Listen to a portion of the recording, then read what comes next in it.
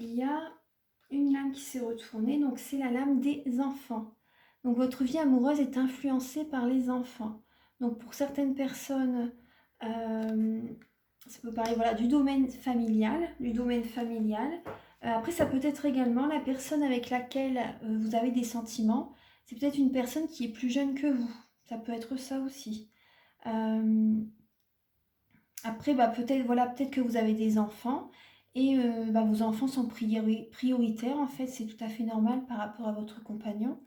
Et donc voilà, en fait, du coup, peut-être aussi que ça a mis peut-être une distance avec votre compagnon. Mais voilà, c'est tout à fait normal que vous teniez compte de vos enfants, bien sûr, hein. Mais voilà, donc c'est vos enfants, voilà, votre vie amoureuse est influencée par les enfants.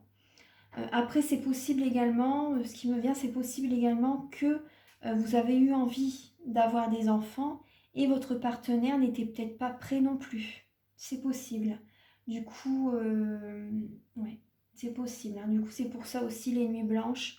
Ça a été dur pour vous. Vous avez été certaines, voilà, il y a eu des conflits. Il y a eu des conflits. Il y a eu dans votre histoire également, il y a euh, vous comme l'autre, personne n'a voulu. Tout le monde voulait avoir le dernier mot en fait dans votre relation. Donc ça n'a pas été facile en fait. Et j'ai l'impression que voilà, il y a une certaine, il y a eu un certain manque de confiance en vous, en l'autre. Et voilà, donc mais il y a une réconciliation, ça va vous faire du bien quand même. Ça va vous faire du bien. Il y a vraiment une attirance quand même entre vous deux, hein. Il y a une forte attraction magnétique entre vous deux. Vous voyez la lame de la chimie. Deux personnes proches, ils sont attirés l'un par l'autre. Donc voilà, c'est tout à fait, vous voyez, normal que vous vous réconciliez. Voilà, vous êtes attirés l'un par l'autre. Ouais. Alors, donc là maintenant, vous voyez, ça c'est les messages pour le sentimental. Et je vais demander, pensez à une question. Je vais y répondre avec les réponses angéliques.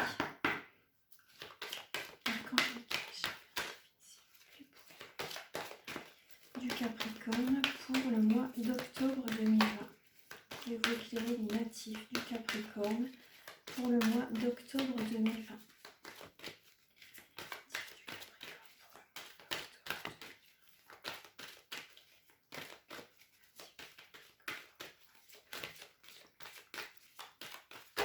Pour le domaine sentimental.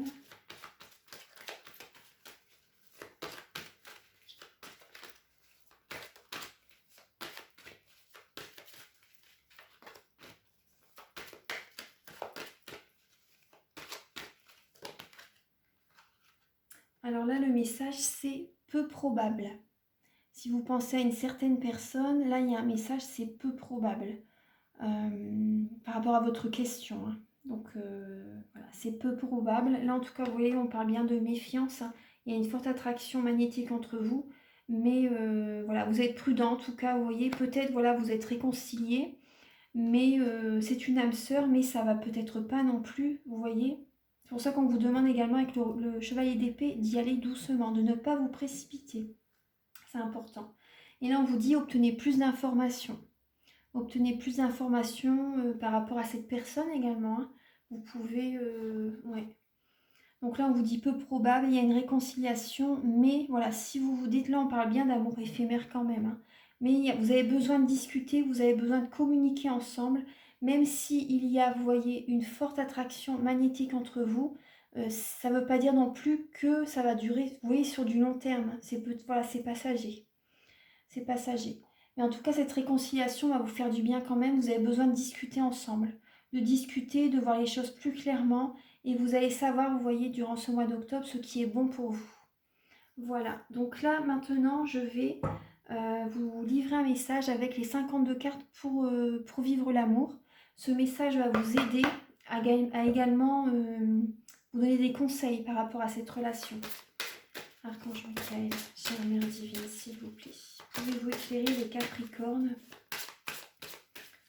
pour le mois d'octobre 2020? Quels conseils pouvez-vous leur donner, s'il vous plaît, par rapport à leur relation, par rapport à leur vie sentimentale? Quels conseils pouvez-vous leur donner donc pour les Capricornes pour le mois d'octobre?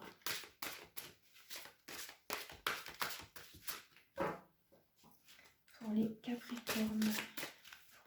Voilà, il y en a une qui s'est retournée. Alors, là, vous avez la lame 31. La lame 31, donc c'est la réciprocité. Je veille à la réciprocité dans mes relations.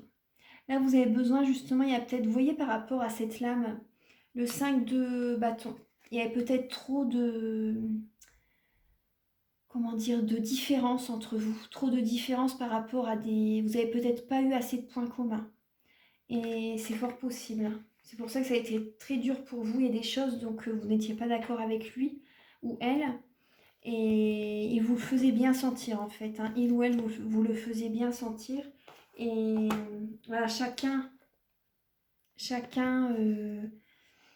a ses goûts, chacun a ses goûts, à son avis, hein, bien sûr, chacun son libre arbitre. Donc là, vous voyez, ce message, c'est « Je veille à la réciprocité dans mes relations ». Voilà. Alors, c'est important également de... vous voyez, plus vous allez être en accord avec vous-même, plus vous allez attirer la bonne personne vers vous. Plus vos chakras, vous voyez, vont être élevés, plus vous allez attirer les bonnes personnes vers vous. Parce que si vous êtes dans des énergies basses, vous attirez des mauvaises personnes vers vous également. Donc là, sincèrement, prenez soin de vous, prenez du repos, c'est très important. Vous allez y voir plus clair. Et si vous devez, ce que j'ai l'impression, oui, que vous allez devoir, bon, vous allez vous réconcilier, vous avez besoin de cette discussion, de cette guérison en fait sentimentale. Vous avez besoin de cette guérison sentimentale pour aller de l'avant et pour clore ce chapitre en fait de votre vie. Vous en avez vraiment besoin. Donc là, vous avez la lame 31. Alors je vous dis le message, ce que vous devez méditer par rapport à cette relation, par rapport à votre vie sentimentale. Alors vous êtes invité à réfléchir sur la notion même de réciprocité pour bien faire la différence entre l'échange contractuel, le désir de partage fusionnel et la fluidité du donner et du recevoir, qui émane d'une conscience de réciprocité éveillée. Acceptez-vous vraiment les devoirs qui accompagnent vos droits? Ne confondez-vous pas réciprocité et comptabilité, égalité et égalitarisme. Sans la conscience de réciprocité qui fonde toute relation, les échanges tournent vite au contrôle par l'un ou l'autre de la gestion du quotidien, ce qui gâche la joie du donner comme du recevoir avec des comptes d'apothicaire. La réciprocité s'installe par la liberté mutuelle de s'obliger volontairement et joyeusement à donner de son temps, de son attention, de ses talents, à la construction de la relation. Il ne s'agit pas d'amour inconditionnel, où l'on n'attend rien de l'autre, mais d'un partage dans lequel on attend que l'autre assume aussi sa liberté de se mettre dans l'obligation de nous donner à sa manière. Il s'agit d'un acte profond de confiance entre deux personnes. Tout à l'heure, je vous parlais de confiance également. Donc si vous êtes célibataire, votre célibat vous garde-t-il dans l'énergie du donner ou vous enferme-t-il dans une vie autosuffisante? Ouais, vous donnez peut-être beaucoup aux autres et ça vous vide aussi. Hein. Ouais. Ça vous vide. Ouais. Vous donnez trop mais vous ne recevez pas non plus. Donc là, c'est vrai que c'est important également d'équilibrer cette énergie en fait. Hein. Recevoir, c'est tout aussi important que donner. Moi, j'ai mis longtemps à le comprendre aussi. Et parce qu'après, voilà, il ne faut pas vous vider de votre énergie non plus. Hein. Si vous êtes en couple, vérifiez que votre idée du partage amoureux n'est pas Batman, moitié moi, moitié toi, qui reste une association où chacun assume 100% de sa responsabilité amoureuse. Voilà. Donc, je vais vous lire les petites questions que vous pouvez vous poser. Alors, exprimez-vous votre appréciation pour ce que vous donnent vos proches. Vous reproche-t-on d'en vouloir toujours plus?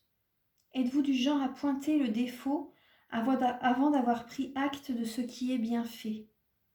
Savez-vous ce que votre partenaire a plaisir à recevoir? Donc vous voyez, c'est important tout ça, tous ces petits messages. Donc j'espère que voilà, ça va vous faire plaisir, ces messages.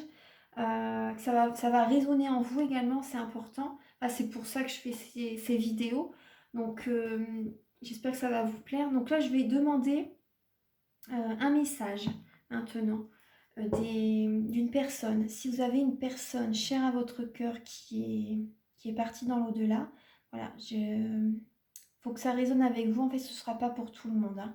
Donc voilà, je vous précise, si ça vous fait tilt, voilà, si ça vous fait du bien ce message, si ce message résonne avec vous sincèrement, voilà.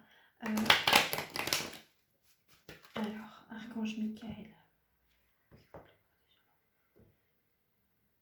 pouvez-vous éclairer, s'il vous plaît, les personnes qui verront ce message, les personnes natives du Capricorne? Quel message peuvent-ils recevoir, s'il vous plaît, d'un être cher qui est dans l'au-delà? Quel message pouvez-vous leur apporter?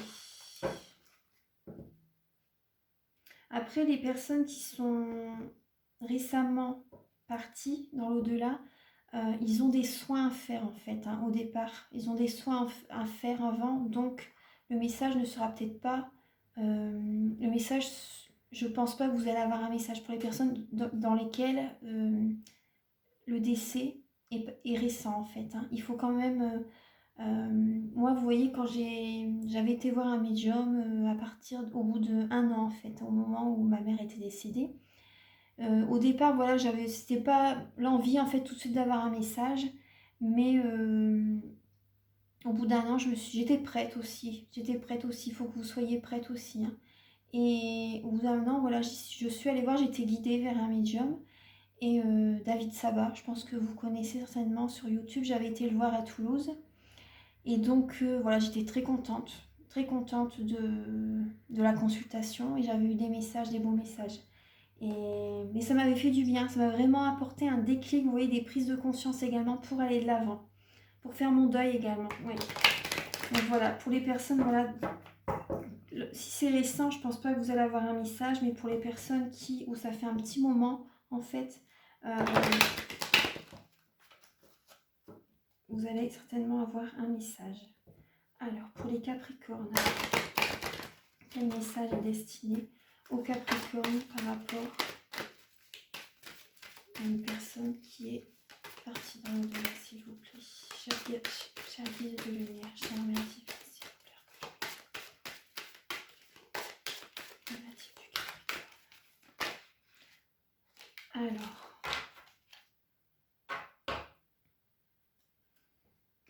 là on vous dit... Ah, c'est marrant ça, vous voyez?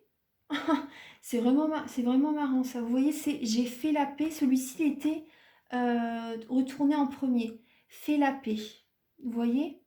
Fait la paix. Et le deuxième message, vous voyez, on voit 2 mains qui écartent le blé. Vous voyez, le champ de blé. Et qui laisse entrer la lumière.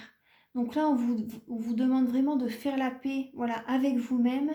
Et également avec des personnes. Pardonnez aux personnes qui vous ont blessé également. Pour aller de l'avant. Ça va vous...